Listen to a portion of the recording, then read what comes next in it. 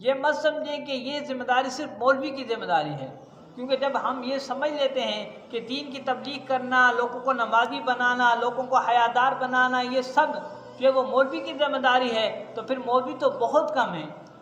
اور اتنے کم ہیں کہ ایک علاقے میں ایک امام مسجد ہوتا ہے، باقی جو ہے وہ بھی کہیں جگہ پر عالم ہوتا ہے، کہیں پر حافظ ہوتا ہے اور کہیں پر حافظ بھی نہیں ہوتا، ایک دو صورتیں اسے صحیح طریقے سے تلاوت کرنا آتی ہیں تو بس اسے امام بنا دیا جاتا ہے، اور جو ہے وہ اس سے یہ امید رکھنا کہ وہ پورے علاقے کو جہاں پر 800 جو گھر ہیں، ان 800 گھروں پر کے لیے وہ ایک امام جو سب کی ذہن سازی بھی کرے، سب کو نمازی بھی بنائے، اور جو ہے وہ لوگوں کو جو ہے قرآن و سنت بھی سکھائے، تو اس سے یہ امید رکھنا ہے کہ وہ معاشرے میں انقلاب برپا کرے گا، وہ معاشرے کو جو ہے صحیح راستے پر لگائے گا۔ ایک بندے کی اتنی طاقت کہاں پر ہے کہ وہ ان سب کو جو ہے وہ دین کی تبلیغ بھی کرے، ان کی ذہن سازی کرے؟ یہ تو ہم سب کی ذمہ داری ہے کہ اگر آپ نمازی ہیں تو اپنے بھائی کی بھی فکر کریں کہ وہ بھی نمازی بن جائے۔ آپ کو سمجھ آ گئی ہے کہ نماز پڑھنا ضروری ہے، آج آپ یہاں پر آئے ہوئے ہیں، تو جب آپ مسجد میں آتے ہیں تو اس کا مطلب یہ ہوا کہ آپ کو پتہ ہے کہ نماز پڑھنا ضروری ہے،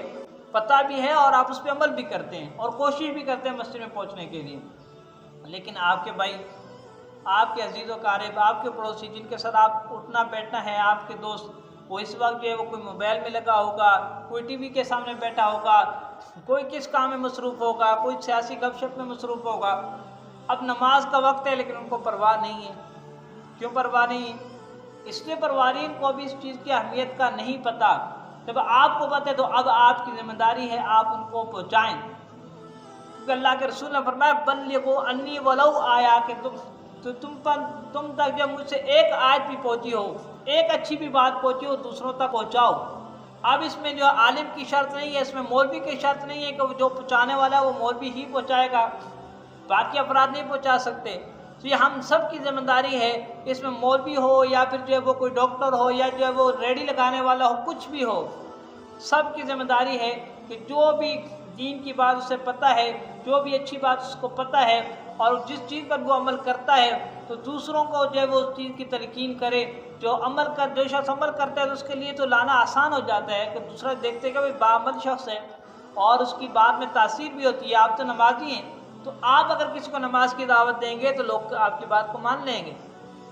تو اس لیے کوشش یہ کریں کہ اس بات کو ذہن سے نکالیں کہ جو امام مسجد ہی پورے علاقے میں جو ہے لوگوں کے ذہن سازی کرے کہ نماز ضروری ہے، وہی سب کی ذہن سازی کرے گا جو ہے وہ حلال کھانا ضروری ہے، وہی سب کی ذہن سازی کرے گا جی جو ہے وہ جھوٹ بولنا، غیبت کرنا، گالی گلوچ کرنا، بے حیائی والی گفتگو کرنا، یہ سب حرام ہے۔